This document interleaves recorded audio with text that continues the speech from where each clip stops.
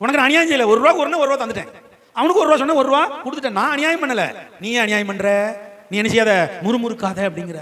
தேவ ஜனமே, வருகையில் இப்படித்தான் அழைத்து கொள்ளப்படுவோம். நம்ம பல நாட்களாக ஊழியம் பண்ணியிருப்போம், பல நாட்களாக ஆரம்பத்தில் இது ஃபாதர் பெர்க்மான்ஸ் எனக்கு கற்றுக் கொடுத்தது. நான் இப்போ பீக்கில் இருக்கேன். அப்போ ஃபாதர் பெர்க்மான்ஸும் பாஸ்டர் கிளாரன்ஸ் மதையா திருநெல்வேலியில் இருக்காங்க. அவர் சொல்கிற வார்த்தை, ஏன்பா எங்கே திரும்பினாலும் ஓன் கட் அவுட்டாக தான்டா இருக்குது, எங்கே திரும்பினாலும் ஓன் பேனர், எந்த டிவி ஆன் பண்ணாலும் ஓன் விளம்பரம் ஓடுது, என்னடா நடக்குங்க அப்படின்னார். ஆனால் அது எப்படி சொன்னா தெரியுமா? சந்தோஷமா சொன்னார். கர்த்தர் எங்களை அமர்ந்திருக்க சொல்லியிருக்கிறார், இன்றைக்கு ஒன்று ஓட சொல்லியிருக்கார். நீ ஓடுற, நான் இன்னைக்கு அமர்ந்திருக்கிறேன், ஆனால் 2 பேருக்கும் கூலி ஒன்று தான் அப்படின்னார். இதை நான் இப்போ உணர்றேன். இப்ப நான் அமர்ந்திருக்கிறேன். இன்றைய இளைஞர்கள் ஓடி ஓடி ஊழியம் பார்க்கறாங்க, நான் அமர்ந்திருக்கிறேன். அதனால கோபமோ வைத்தறிச்சலோ பொறாமையோ அல்ல, அவர்களை ஆசீர்வதிக்கிறேன். அவர்களை கர்த்தர் எழுப்பி இருக்கிறார். இப்போ என்ன அமர்ந்திருக்க சொல்லி கர்த்தர் என்ன பட்டினியா போட்டிருக்காரு? இல்ல. அப்ப ஒரு நாள் உங்களை கைவிட மாட்டார். நீங்க செய்ய வேண்டியது, நாளைக்காக கவலைப்படாதிருங்கள், நாளைய தினம் தன்னுடையவர்களுக்காக கவலைப்படும்.